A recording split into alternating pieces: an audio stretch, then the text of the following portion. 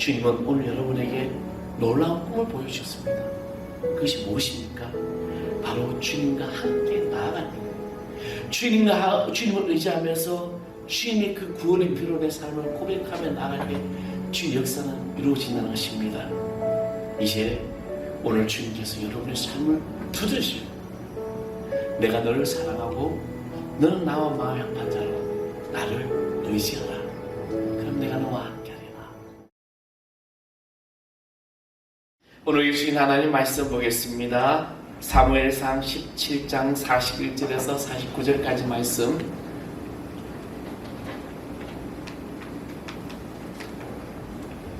구약성경 사무엘상 17장 41절에서 49절까지 말씀입니다. 다 찾으셨으면 제가 한 절 여러분이 한 절에 봉독하겠습니다. 블레셋 사람이 방패든 사람을 앞세우고 다윗에게로 점점 가까이 나아가니라.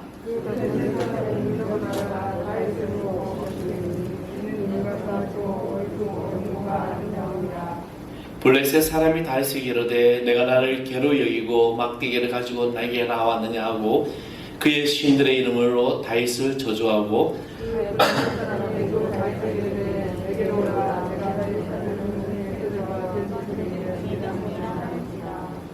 다윗이 블레셋 사람에게 이르되 너는 칼과 창과 단창으로 내게 나아오거니와 나는 만군의 여호와 이름 곧 내가 모욕하는 이스라엘 군대 하나님의 이름으로 내게 나아가노라. 오늘 여호와께서 너희를 보내주시니 내가 너를 쳐서 내 목을 베고 블레셋 군인의 체제를 오늘 누구의 뼈와 칼을 그 지층에게 주어 온 땅으로 이스라엘에게 하나님의 뜻을 알게 하리고 또 여호와의 구원하심이 칼과 창에 있지 아니함을 이 무리에게 알게 하리라. 전쟁은 여호와께 속한 것인즉 그가 너희를 우리 손에 넘기시리라.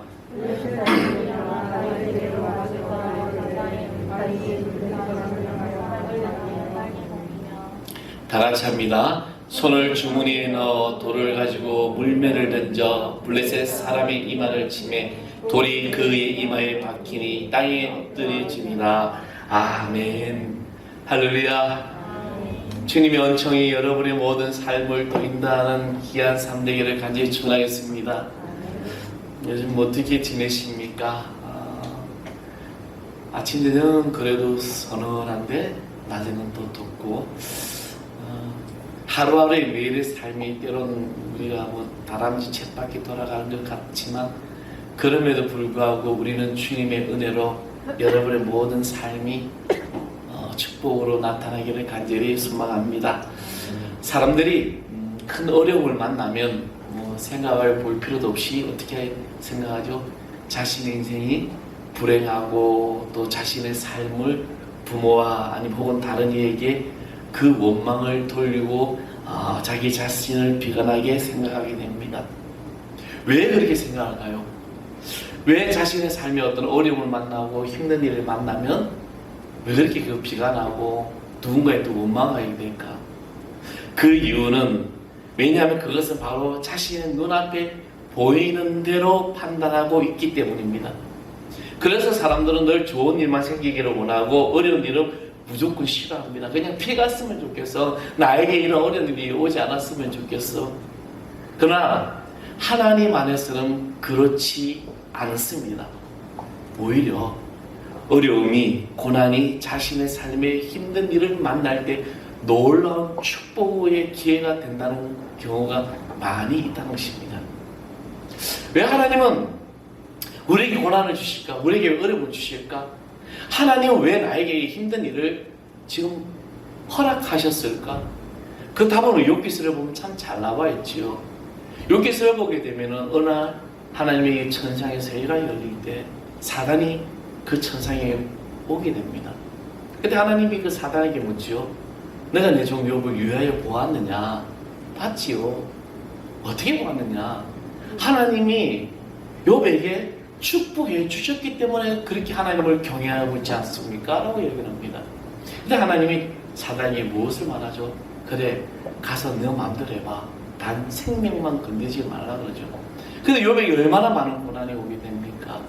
그럼에도 불구하고 욥기서의 마지막에 가서는 하나님은 욥에게 축복해 주셨습니다. 성경은 혹은 우리의 믿음의 선진들은 그들의 모든 삶을 보면 우리가 알 수가 있습니다. 왜? 이 고난이 축복의 기회가 된다는 것. 오늘 우리가 읽은 이 본문의 말씀은 우리가 너무나도 잘 아는 말씀입니다. 다윗과 골리앗의 이야기죠. 물론 이 다윗과 골리앗의 이야기는 예수를 믿지 않은 사람들도 많이 알고 있습니다. 그런데 사람들이 이 어떤 다윗과 골리앗, 작은 자와 큰 자의 싸움, 중소기업과 대기업의 싸움, 이것을 다윗과 골리앗의 싸움이라고 합니다. 그래서 중소기업이 이기게 되면 다윗이 골리앗을 이겼다라고 평가를 내기도 합니다.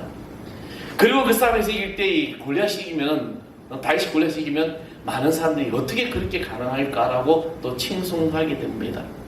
그런데 이 성경의 말씀을 더 묵상하면 단순히 다윗이 이겼다고만 끝날 것이 아니라는 거죠.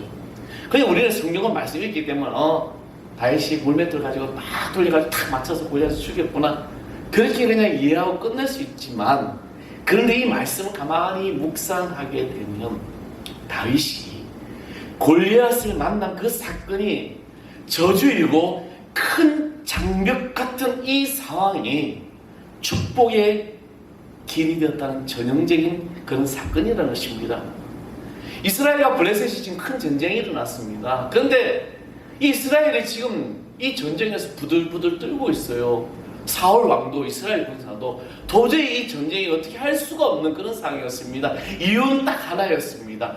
적장 골리앗이라는 장수가, 키가 3m 이상 되는 그 장수가 딱 버텨가지고 그냥 가기만 다 죽여버리니까 도저히 이 골리앗을 이길 수가 없기 때문에 이 전쟁은 졌다라고 생각하고 있습니다. 그때 아버지의 심부름으로 형제를 면회갔다가 이 다윗이 골리앗과 싸우게 되는 그런 이야기입니다. 여러분, 이것만 봤을 때는 분명히 다윗에게 있어서 불행스러운 일이라고 생각할 사건이었습니다. 그러나 결론은 다윗은 이 사건으로 인하여 이스라엘 백성들에게 유명해지게 됩니다. 다윗이 이스라엘 백성들에게 알려진 것은 사무엘 선지자가 그에게 기름 부은 것 때문이 아니라 불행 같아 보이며 저주 같아 보였던 이 골리앗을 만난 사건이었다는 것입니다. 그래서 사무엘상 18장 7절에 보면 사람들은 사울이 죽은 자는 천천히요, 다윗이 죽은 자는 만만이라고 다윗을 칭송하게 됩니다. 다윗은 사울 왕보다 이스라엘 백성들에게 10배나 더 큰 인기가 생기게 됩니다. 그 계기가 된 사건이 바로 오늘 이 다윗과 골리앗의 사건입니다. 우리 눈에는 불행이고 저주 같아 보이는 것이 오히려 하나님의 놀라운 축복이 될 수 있다는 것입니다. 오늘 여러분의 삶 앞에, 나의 삶에, 나의 인생에, 내 인생의 도상에서 어려움을 만나고 고난이 있고 정말 생각지도 못했던 이 답답함이 있을 때 그것이 하나님께서 나를 통하여 축복의 역사가 있음을 기억하시길 바랍니다. 우리는 우리 자신 앞에 눈에 보이는 것은 너무나도 그것 때문에 주저앉고 저주하고 좌절하고 포기하고 또 비난한다는 것입니다. 하이람이라는 소년이 있었습니다. 그 소년은 이 부모의 무관심 속에서 자라났습니다. 아버지는 이 아들을 17세 때 강제로 육군 사관학교에 넣었습니다. 그의 키는 152, 체중은 54kg. 미국 남자치고는 굉장히 아주 체구가 왜소한 그런 소년이었습니다. 그리고 성격상 이 하이람은 사관학교가 싫었지만 아버지 때문에 사관학교에 가게 됩니다. 그가 사관학교에 입학했을 때 학교 측의 실수로 그 이름이 율리시스라는 이름으로 엉뚱한 이름으로 등록이 돼버려요. 근데 하이람은 이것이 그냥 이름 바꾸는 귀찮아가지고 그대로 율리시스라는 이름을 쓰게 됩니다. 그 평생 자기 이름을 율리시스로 이제 사용하게 되는데, 그가 체격이 작았으나 대범하여서 지나간 일에는 집착하지 않고 깨끗하게 잊어버리는 사람이었습니다. 그는 아슬아슬한 성적으로 겨우 그 사관학교를 졸업하게 됩니다. 그러나 그는 남북전쟁 때 공을 세우고 인내심과 투지, 깨끗한 성격 때문에 존경의 대상이 되어서 조지 워싱턴 그 육군대장 이후 제2번째로 미 육군대장까지 오르게 됩니다. 그리고 그가 미국의 제18대 대통령이 당선이 됩니다. 바로 그의 이름이 율리시스 그랜트입니다. 이 율리시스 그랜트의 대통령의 이 이야기를 가만히 보게 되면 아들에게 무관심한 어머니와 아들을 칭찬해주지 않고 꾸짖기만 한 아버지, 분명 이 하이람에게는 어떤 일입니까? 불행이었습니다. 외수한 최고에도 군인이 이기는 이거 될 수가 없지만, 그러나 군인의 길을 갖고 이 불행한 그런 삶이었고, 또 육군 산악회 꼴찌를 갔기 때문에 그것조차도 불행했습니다. 그러나 이러한 조건들이 하이람에는 복이 되었습니다. 동료들은 오히려 하이람의 이 체구와 성적 때문에 전혀 경계하지 않았습니다. 그 누구도 그를 경계하지 않았습니다. 아무도 하이람을 질투하지 않았습니다. 결국 하이람은 육군 대장이 되고 미국의 제18대 대통령이 되는 그런 일들을 이루어 나가게 됩니다. 골리앗을 만난 것과 같은 이 다윗이 자신이 불행하다라고 생각하는 그런 삶을 살아간다면, 우리는 우리에게 여러분 앞에 어떤 어려움이 있고 힘든 일이고 정말 골리앗 같은 어려움 만날 때 내 자신을 불행하다, 나는 이것밖에 안 된다라고 비관한다면, 우리는 여호와 하나님께서 저주가 아니라 축복의 기회가 되는 것을 믿으시기 바랍니다. 우리는 비난할 이유가 없는 거죠. 내 자신을 비관할 이유도 없습니다. 왜? 이것을 통해서 하나님께서 나를 축복하시구나 하는 이 믿음의 역사를 이룰 수 있는 것입니다. 그러면 무조건 불행이 다 축복이 되는 것일까? 그러면 목사님, 내가 인생의 모든 불행이 다 축복이 돼요? 아닙니다. 두 가지 조건이 있습니다. 이 조건을 보면은 하나님께서는 공평하시다는 것을 알 수가 있다는 것입니다. 먼저는 하나님의 마음에 합한 자가 되어야 한다는 것입니다. 우리가 하나님의 마음에 합한 자가 되어야 돼요. 다윗은 사람들 눈에는 부족함이 많았던 소년이었습니다. 아버지에게 인정도 받지 못했습니다. 아버지 이새도 위로 형들이 4명이나 더 있는데도 불구하고 막내인 다윗을 전쟁터로 가서 형들에게 면회하고 오라고 신부름을 시키게 됩니다. 어떻게 보면 다윗의 마음에는 쓴뿌리가 있을 법하죠. 아니, 나보다도 키도 크고 나보다도 나이도 많은 형들을 보내지 왜 막내인 내가 가야 되냐, 아버지 왜 나가 가야 돼요, 그 전쟁터에 가면 위험한데 어떻게 나를 보내냐. 또 형들도 그 동생 다윗을 미워하게 됩니다. 전쟁터에 찾아온 이 다윗에게 맏형이 엘리압은 뭐라고 이야기하면 사무엘상 17장 28절의 말씀을 보면 이렇게 이야기를 하게 되죠. 큰형 엘리압이 다윗이 사람들에게 하는 말을 들은지라 그가 다윗에게 노를 바라여 이르되 내가 어찌하여 이리로 내려왔느냐, 들에 있는 양떼를 누구에게 맡기느냐, 나는 내 교만과 내 마음의 완악함을 아노라, 내가 전쟁을 구경하러 왔노라 하고 이 엘리압이 다윗을 막 구박하게 됩니다. 그런데 이런 다윗이 불행을 복으로 만들어내게 됩니다. 다윗이 사람의 눈에는 부족한 것이 많았지만 하나님의 마음에 합한 사람이었기 때문에, 그래서 사도행전 13장 22절에 하나님 합한 자 다윗이라고 말씀하고 있습니다. 성적이나 인물, 재능을 원하셨다면 낙심할 사람들이 얼마나 많습니까? 그렇잖아요. 만약에 이 하나님께서 우리에게 어떤 성적순, 인물순, 그리고 어떤 재능순으로 뽑았다면 아마 저부터 여기에 서지 못할 겁니다. 정말 참 못생기고 부족하고 키도 작고 살도 찌고 그러죠. 그런 데는 하나님 쓰시는 거죠. 옛날에 오래전 영화죠. 1989년에 개봉된 영화, 강호석 감독의 이미연 주연의 또 김보성이라는 그 주연배우였던 영화죠. 그 제목이 뭐냐면 행복은 성적순이 아니잖아요. 혹시 여러분 들어보셨습니까? 행복은 성적순이 아니잖아요. 그 당시 이 대사가 아주 젊은 우리 학생들에게 명대사가 되었습니다. 그래서 성적이 안 좋은 학생들은 선생님한테 막 뭐라 그러면, 그때는 부모님이나 선생님들이 막 뭐라 그러잖아요. 공부 좀 해라, 성적 좀 올려라. 그러면 뭐라 그러죠? 엄마, 아빠, 행복은 성적순이 아니잖아요. 그렇게 막 대든 적도 있고, 선생님이 막 뭐라고 하면 선생님 행복은 성적순이 아니에요 하다가 막 엄청 맞으면서 그렇게 이야기해요. 선생님은 출세는 성적순이야. 그렇게 이야기를 했습니다. 어떤 그런 명대사들이 막 일어나고 있습니다. 많이 나왔죠. 행복은 성적순이 아니야. 만약에 성적순으로 뽑았다면 우리는 아마 잘 쓰임받지 못했을지도 모릅니다. 물론 공부 잘하는 분들도 계시겠지만, 그렇죠. 우리나라가 2021년도에 세계 35개국을 대상으로 어린이들의 행복조사를 했다고 합니다. 근데 그 행복조사에서 35개 중에 우리나라가 31번째 간 거죠. 지금 오늘 이 시대 아이들이 행복하지 못한다는 것이죠. 여러분 요즘 한동안 지금 드라마 끝났는데 이상한 변호사가 우영우가라는 그 드라마에 한 이 부분이 잠깐 언급이 되었습니다.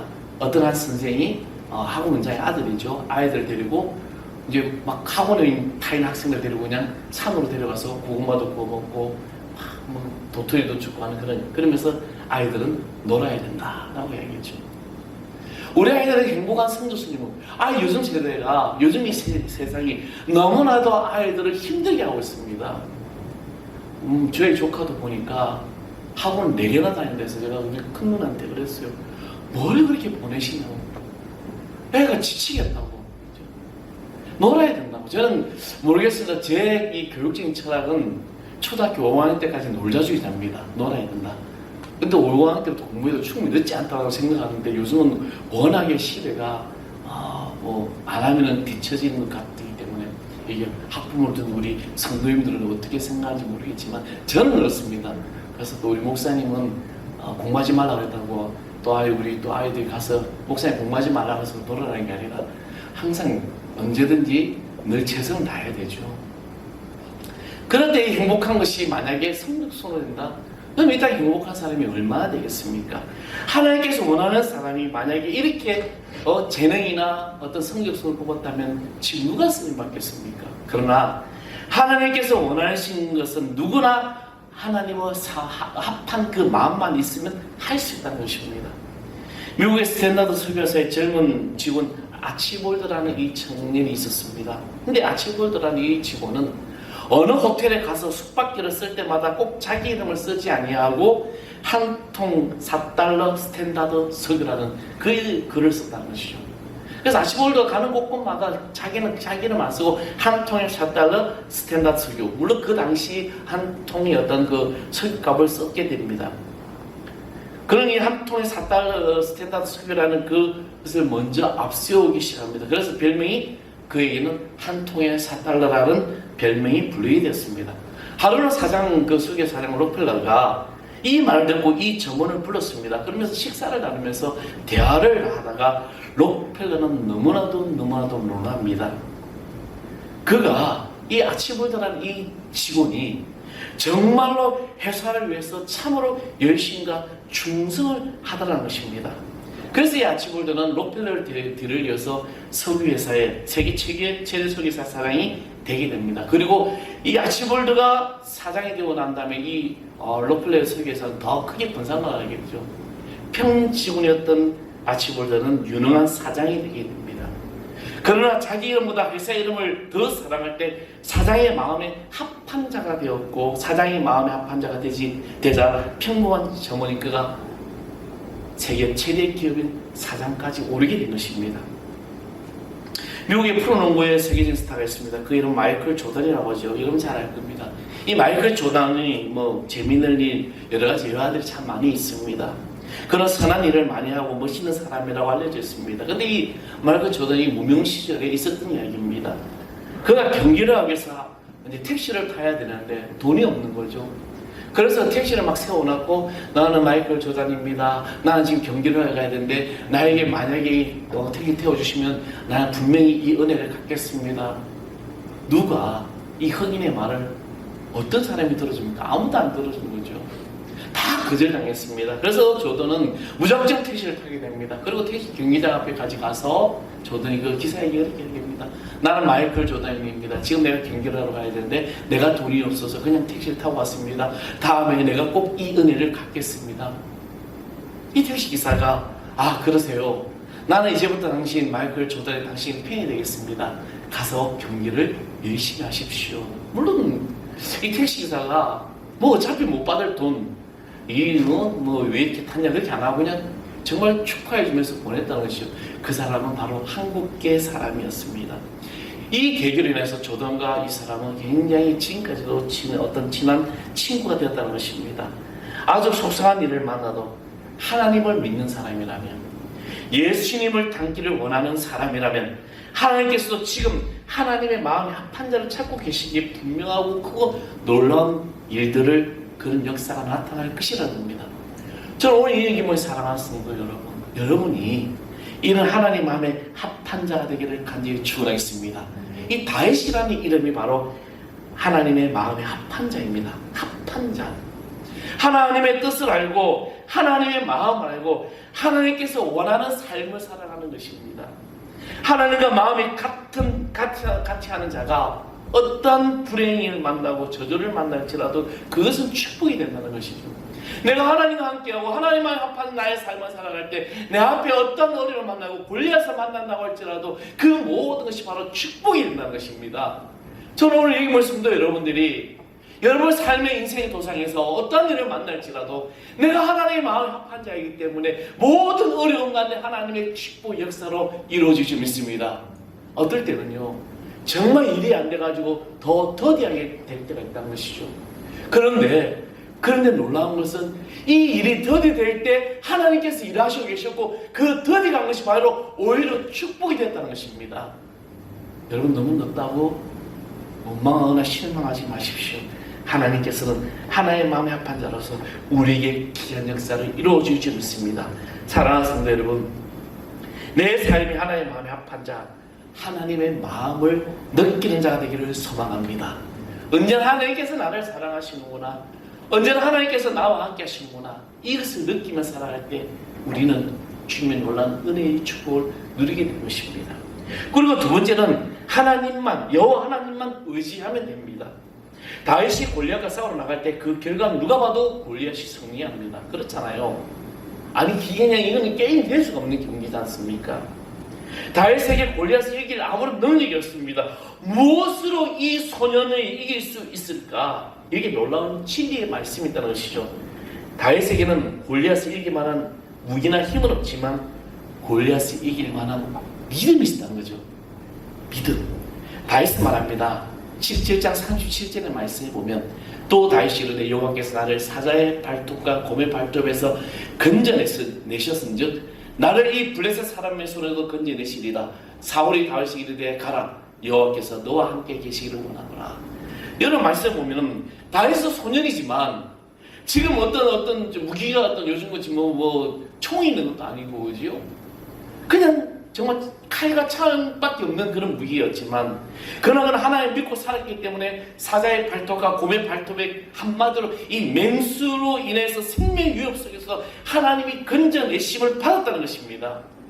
사랑하는 성도 여러분, 그리스도인데 우리는 이러한 믿음을 소유할 수 있어야 합니다. 아멘.